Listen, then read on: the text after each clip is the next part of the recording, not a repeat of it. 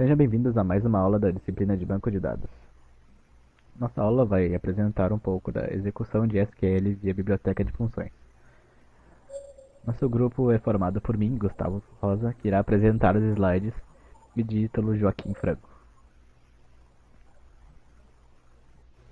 Primeiramente, no nosso trabalho, iremos falar um pouco sobre programação de um banco de dados por meio de functions calls, usando SQL CLI e JDBC.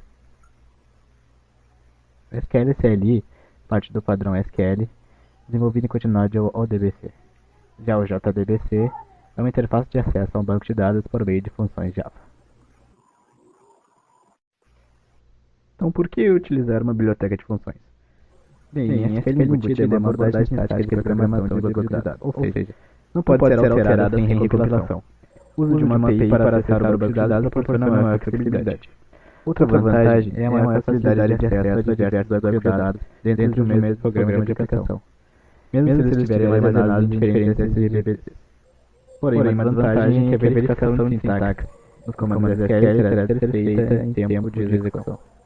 Outra desvantagem é que talvez seja necessária uma programação mais complexa para ter resultados de consulta onde o número e tipo de atributos não sejam conhecidos necessariamente. Programação com banco de dados por meio de SQL CLI, utilizando C como linguagem hospedeira. Antes de se usar as chamadas de função SQL CLI, é necessário instalar a biblioteca apropriada no servidor de um banco de dados. Ao usar SQL CLI, as declarações de SQL são dinamicamente criadas e passadas como cadeias de parâmetros nas chamadas de função.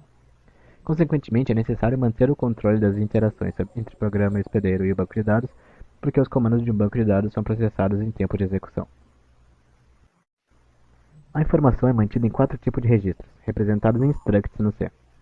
Um registro de ambiente é usado como um recipiente para manter as informações de controle sobre as conexões e registrar as informações do ambiente. Um registro de conexão cria informações de controle da conexão. Um registro de declaração mantém o controle das informações necessárias a uma declaração SQL. E um registro de descrição conserva as informações sobre as tuplas ou os parâmetros. Para codificar um programa em C, que incluirá chamadas ao banco de dados por SQL CLI, os passos normalmente seguidos estão descritos a seguir. 1. A biblioteca de funções que compreende SQL CLI deve estar contida no programa C. Ela é chamada SQL CLI.h. 2. Devem ser especificadas no programa as variáveis para os controles das declarações das conexões, os ambientes e as descrições. Também devem ser declaradas as variáveis do tipo SQL Return para registro do código de retorno das chamadas de funções SQL CLI. 3. Um registro de ambiente deve ser marcado em um programa usando SQL Lock Handle. Como o registro de ambiente não está contido em nenhum outro registro no momento da criação do ambiente, o parâmetro é null, SQL no handle, para ponteiro nulo. O controle para registro de ambiente recém-criado é devolvido na variável envl. 4. Um registro de conexão deve ser marcado em um programa utilizando SQL Lock Handle. O registro de conexão criado tem com L como ponteiro de controle e está contido no ambiente envl. Uma conexão é então estabelecida em com L para um servidor de banco de dados em particular, usando a função SQL Connect da SQL CLI. 5. Um registro de declaração deve ser marcado em um programa empregando SQL Lock Handle. O registro de declaração criado tem stmtl como controle e usa com L para a conexão. 6. Uma declaração é preparada usando a função SQLPrepare da SQL CLI. Na linha 10, é designada a cadeia SQL para o controle da declaração stmtl. O símbolo de um ponto de interrogação da linha 10 representa um parâmetro de declaração, que é um valor a ser determinado em tempo de execução, normalmente ligado a uma variável do programa C. O último parâmetro da SQLPrepare deveria fornecer o comprimento da cadeia da declaração SQL em bytes, mas se entrarmos com a palavra-chave SQL_NTS, ela indicará que a cadeia que contém a consulta é terminada com um null, para que a SQL possa calcular o comprimento da cadeia automaticamente. 7. Antes de executar a consulta, qualquer parâmetro deve ser ligado a variáveis de programas usando a função SQL CLI SQLBindParameter. O parâmetro indicado por interrogação da consulta preparada é referido por stmtl. É ligado à variável SSN do programa de C. Se houvesse n parâmetros na Pode declaração estar enrolando um SQL, pouco lá. deveria haver n chamadas de função SQL bind parameter. 8. Seguindo essas preparações, podemos então executar a declaração SQL controlada por stmtl Não, vai. utilizando a função SQL execute. Não, sei também. 9. Para determinar em que o resultado da consulta será devolvido, uma Tem 15 técnica minutos comum até o é a das final colunas desse. associadas similares. Nela, cada coluna do resultado Que de é mais uma ou menos o consulta é 13. associada a uma variável do programa C por meio da função SQL bind call. As colunas são distinguidas pela ordem de seu aparecimento da consulta. 10.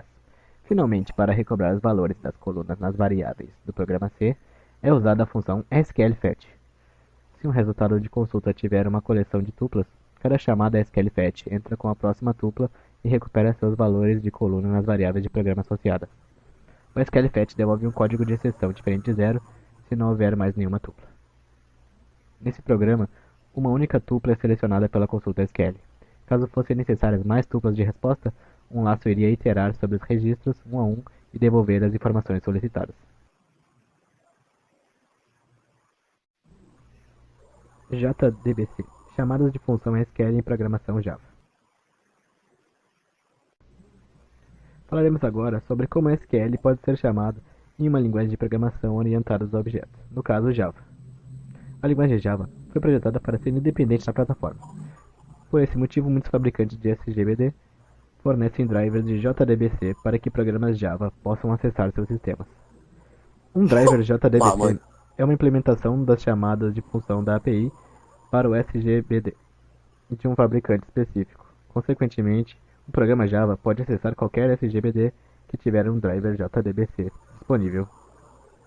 A JDBC foi projetada para permitir que o único programa Java possa se conectar a vários bancos de dados diferentes, mesmo armazenados em diferentes máquinas e SGBDs. Os passos típicos em um programa Java com acesso às chamadas de função JDBC a um banco de dados são: 1. A biblioteca de classes JDBC deve ser importada para o programa Java. 2. Carregue o driver JDBC. 3. Crie variáveis apropriadas conforme necessário ao programa Java. 4. Um objeto de conexão é criado utilizando-se a função getConnection da classe JDBC Driver Manager. Um objeto de conexão é criado usando-se a chamada de função getConnection, URString, em que URString tem a forma JDBC Oracle. Em 5, um objeto de declaração é criado no programa. Em JDBC, há uma classe básica de declaração, o statement, com duas subclasses especializadas, prepareStatement e callableStatement.